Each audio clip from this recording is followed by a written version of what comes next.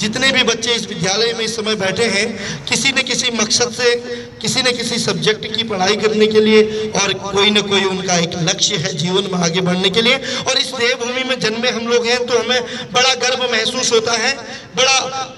गर्व इसलिए भी महसूस होता है कि आज हिंदुस्तान को,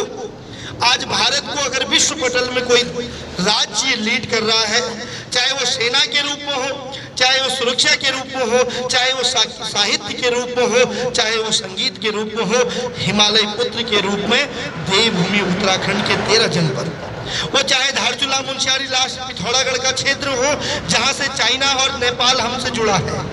वो अंतरिम क्षेत्र धारचूला, पिथौरागढ़ और उससे लगता हुआ क्षेत्र लोहाघाट, चंपावत का हो, या नैनीताल, अल्मोड़ा का, या बागेश्वर हो, या उधम सिंह नगर का। अगर हम पौड़ी गढ़वाल की बात करें, टिहरी गढ़वाल की बात करें, तो उत्तरकाशी में हरसिल से लेके आपका पांडुकेश्वर, चमोली में बद्रीनाथ तक हमारा टिहरी, चमोली, उत्तरकाशी, रुद्रप्रयाग,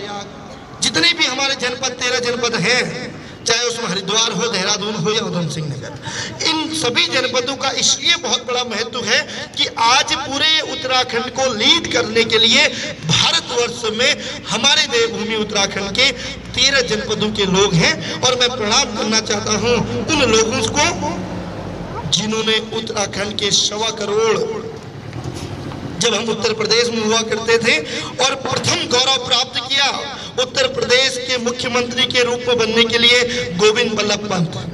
गोविंद बल्लभ पंत जी अल्मोड़ा के एक छोटे से गांव का वो व्यक्ति था जो 22 करोड़, जिसकी आज जनसंख्या है उत्तर प्रदेश की 22 करोड़ लोगों को जिसने लीड किया, वो इस देवभूमि उत्तराखंड का था। जो भारत का 4था गृह मंत्री बना, वो इस भारतवर्ष का, इस देवभूमि उत्तराखंड का था। इस भारत का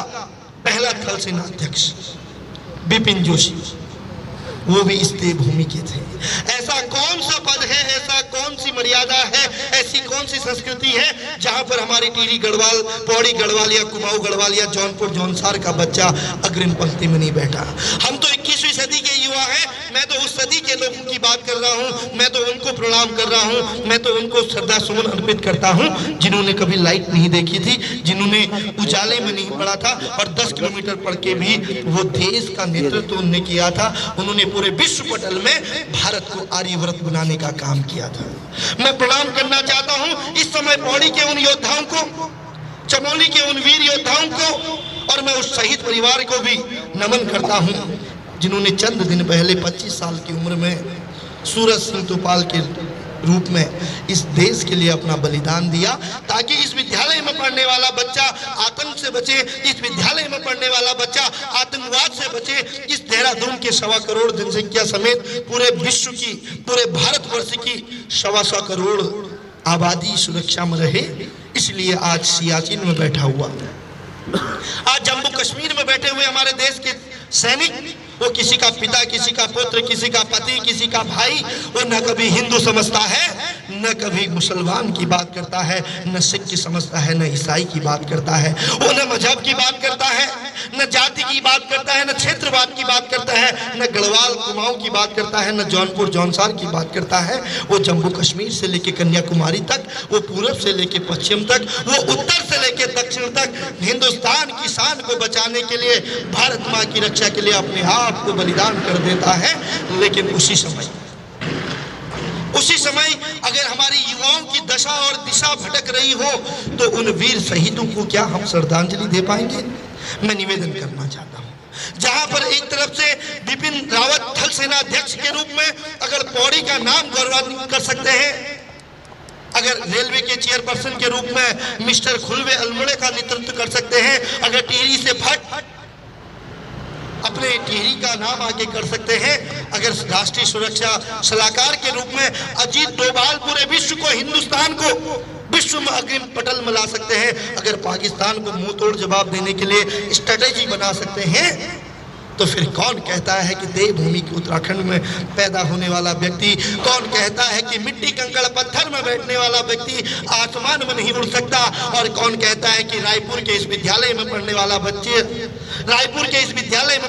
बच्चा हिंदुस्तान के लिए नया एक आयाम नहीं बना सकता। मैं कहना चाहता हूं अपने पर्वतीय अंचल के बच्चों के लिए, मैं कहना चाहता हूं इस विद्यालय के बच्चों के लिए आसमान में नहीं उड़ सकता? कौन कहता है कि हिंदी मीडियम में पढ़ने वाला बच्चा देश के लिए सम्मान नहीं बना सकता? कौन कहता है कि अभाव में जीने वाला बच्चा विश्व पटल में अग्रिम पंक्ति में नहीं बैठ सकता? मैं नमन करता हूं अपने हिंदी मीडियम के बच्चों को, मैं प्रणाम करता हूं अपने हिंदी मीडियम के उन गुरुजनों को। अरे इंग्लिश मीडियम तो आज खुले हैं, ये यूकेजी एलकेजी करना तो आज सीखे हैं, लेकिन इतिहास गवाह है हिंदुस्तान का,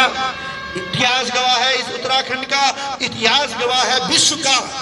कि हमारे हिंदी मीडियम के बच्चों ने आज भी, आप सेना में सबसे अधिक ऑफिसर देखेंगे,